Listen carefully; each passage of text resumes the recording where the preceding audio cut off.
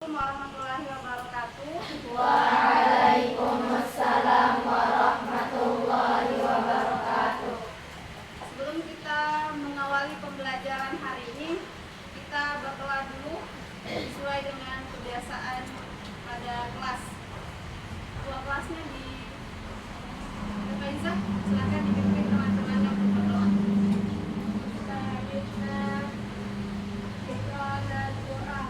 Bismillahirrahmanirrahim. Allahumma inna nas'aluka ilman nafi'an wa rizqan thayyiban wa amalan mutaqabbalan. Nah, seperti biasa, setelah kita berdoa, kita akan presensi teman-teman yang tidak hadir atau ada alasan tertentu kenapa tidak hadir di sekolah. Tapi sebelum dipresensi, Ustazah mau tanya dulu sama ketua kelasnya. Ada berapa orang yang tidak hadir, Faizah? Ada 3. Atas nama Afsol, Lisa Syuro, Balkis. Nah, 3 orang ya tidak hadir tanpa keterangan atau sakit izin. Nah, hari ini kita akan kembali mengulang pembelajaran tentang fabel. Sesuai dengan pertemuan kemarin, kita sudah bahas tentang pengertian fabel dan ciri-ciri fabel.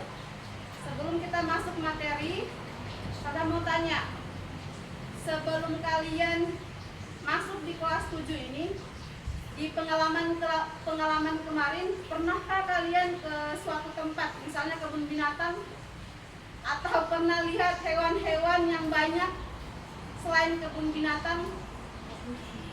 Pernah? Pernah melihat hewan lebih dari satu? Pernah. Hewan apa saja? Kucing. Apalagi? Ayam. Pasti, apalagi? Burung. Ini penting. Penting ya. Kenapa Ustaz tanyakan? Pernah melihat hewan apa tidak?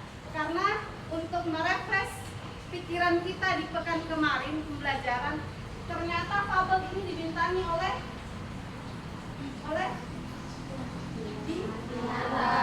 binatang.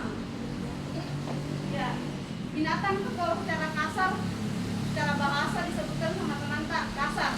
Tapi binatang atau bahasa lainnya apa disebut? Hewan. Ya, jadi menggunakan bahasa ini hewan. Hewan pasangannya tumbuhan. Binatang pasangannya tidak ada pasangannya.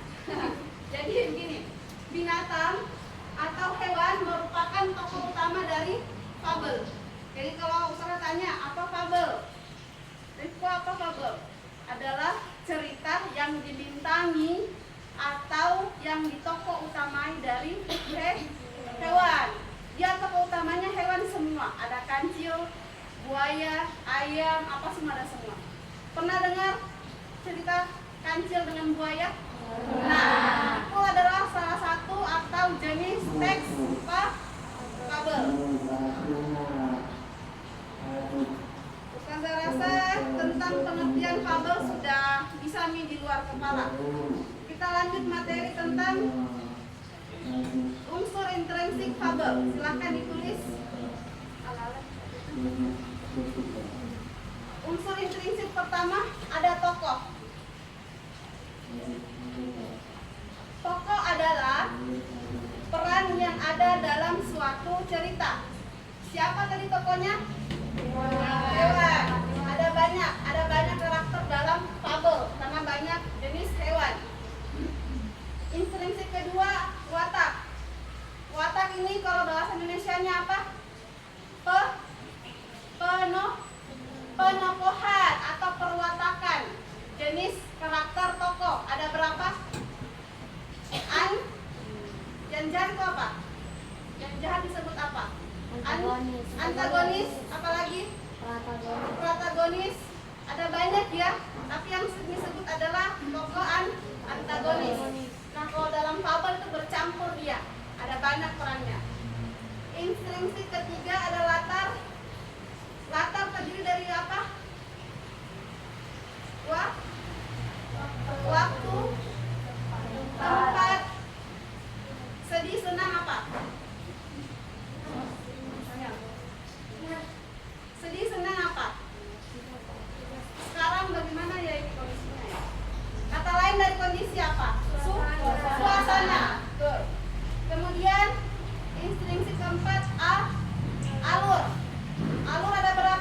tulisannya? Tiga. Apa saja? Alur ma? Alur apa? Alur ma? Maju. Mundur. Campuran. Alur maju, mundur dan Campuran.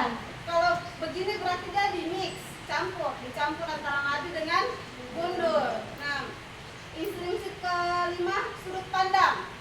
Sudut pandang ada banyak, tapi kalau dalam fabel ada dua di sudut pandang. Yang pertama, sudut pandang orang pertama. Apa dia contohnya? Aku. Betul. Aku apa lagi? Aku. Apa lain dari aku? Saya. Apa lagi? Bisa. Tapi yang biasanya aku di dengan saya. Sudut pandang orang ketiga. Kalau fabel dia langsung ketiga ji. Orang pertama dan ketiga. Lalu orang kedua dan antara kita. Lalu orang ketiga. Nah, gitu ya. Orang ketiga biasanya dia menceritakan aku menjadi apa? Ulangannya kemarin? Dia. Kata lain dari dia, dihapus D-nya. Dia. Apa lagi? Kalian ini? Ya, bisa. Mereka betul. 100. Mereka. Nah, ini untuk sudut pandang orang ketiga. Kemudian instruksi ketujuh apa? Biasanya disebut koda atau pesan moral apa bahasa lainnya? Amanat, amatir, amanat, amatir mau sekali, amanat, amanat atau bahasa lainnya koda, bahasa Indonesianya koda atau pesan moral itu sama di semua. Maknanya adalah pesan yang diambil di akhir cerita atau pembelajaran dalam sebuah cerita disebut sebagai amanat. Ya, sampai sini ada pertanyaan? Ya, silakan. Silakan ada. Apa pertanyaannya? Kasih besar suara tak. Berdiri bisa? Berdiri. Perkenalkan, nama saya Nahda. Saya mau bertanya. Teman-teman perhatikan ya, teman-teman tak. Ya, bisa. Harus dikenalkan. Ya. Pertanyaan saya apa Nahda?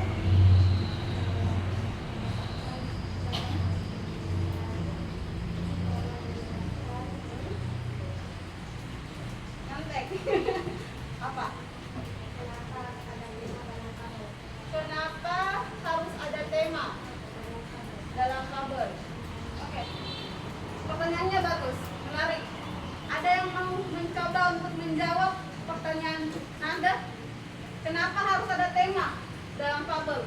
Kenapa enggak judul saja? Kenapa harus ada tema dengan judul? Ada yang tahu? Tema apa? Judul apa? Sudah dijelaskan kan perbedaannya? Kalau judul dia di awal cerita. Sedangkan kalau misalnya tema, kita bisa tahu kalau sudah dibaca semua ceritanya, alur ceritanya. Misalnya, oh tema ini anak hilang, karena hidupnya maling kundang misalnya. Hilang dia karena dia maling kundang, dimaling sama kundang atau anak durhaka ya. Gitu. Seperti itu. Jadi pertanyaan Nahda, kenapa ada tema dalam fabel? Kalau pertanyaannya kenapa, berarti jawabannya karena. Selalu itu ikut. Kalau misalnya pertanyaannya ditanya sama temannya kenapa, ya pasti jawabannya karena. Satu paket dia, tidak bisa dipisahkan. Kalau dipisahkan bagai sayur tanpa garam, tidak ada rasanya. Tuh. Jadi kenapa? Jawabannya karena kalau semua cerita yang punya tokoh hewan atau manusia atau makhluk lain pasti punya alur cerita, punya plot, punya penuturan. Jadi penentuan tema dalam sebuah cerita tentu pasti ada. Kalau sudah ada judul pasti mengikut tema. Apalagi apalagi suatu cerita yang mempunyai amanat. Ada temanya dia. Amanat dengan tema nyambung dia. Kurang lebih sama. Perkembangan dari amanat adalah tema. Misalnya kancil dengan buaya. Dulunya kancil dengan buaya. Ceritanya kancil minta tolong sama buaya. Tapi buaya ini dia mau tolong si kancil kalau ada tebusannya, ada pembayarannya dengan cara memakan si kancil. Tapi karena kancil cerdik, dia manfaatkan buaya untuk menyeberang sungai dan seterusnya. Amanatnya apa? Kecerdikan kancil. Temanya apa? Buaya yang dimanfaatkan kancil. Seperti itu ya. Mulai bisa membedakan tema dengan judul. Tema di awal, tema di akhir, judul di awal. Tidak ada yang terbentuk dia sebelum cerita. Baik, sudah paham ya? Sekarang kita lanjut materi jenis-jenis fabel. Silakan ditulis. Jenis fabel berdasarkan paparan watak tokoh dibagi menjadi dua. Satu, fabel alami.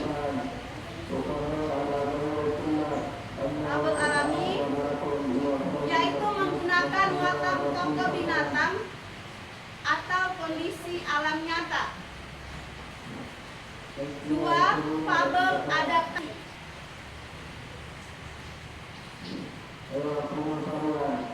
Fabel adaptasi dia ini tetap tokohnya dia beradaptasi sesuai dengan sifat manusia. Misalnya beruang, sifatnya ceria, pergi belanja di supermarket atau swalayan sana. Tuh, itu kan beradaptasi beruang. Beruang kan hidupnya di kutub utara, di es. Tapi karena diadaptasi, dia dalam cerita fabel menjadi pekerjaan, tukang belanja. Berarti dia diadaptasi dia, gitu. Keluar dari karakter yang sesungguhnya. Itu perbedaan alami dengan adaptasi. Paham ya? Selanjutnya, jenis fabel berdasarkan kemunculan pesan. Dibagi juga menjadi dua. Yang pertama, fabel berkoda atau beramanat.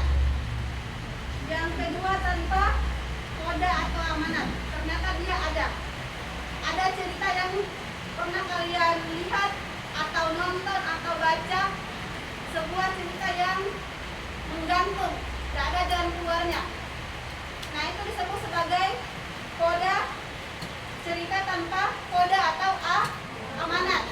Tidak ada penyelesaiannya. Itu ciri-ciri fabel atau ciri-ciri cerita yang punya part 2. Gitu. Paham ya?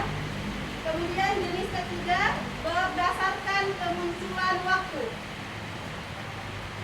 Kalau waktu sekarang disebut apa? Modern. Kalau kemarin disebut apa tadi? Apa itu? Klasik, betul. Kalau zaman Nusantara disebut sebagai klasik atau tempo diolo, klasik dia. Kalau zaman sekarang disebut sebagai modern. Nah, itu fabel dibagi menjadi berdasarkan dua waktu, klasik dan modern. Ada pertanyaan? Silakan. Berdiri, perkenalkan nama kata. Pertanyaannya apa? Oke, Aisyah. Apa itu?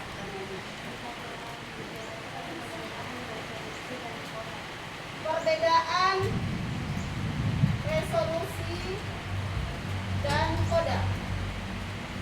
Ya, hampir terlewat. Silakan.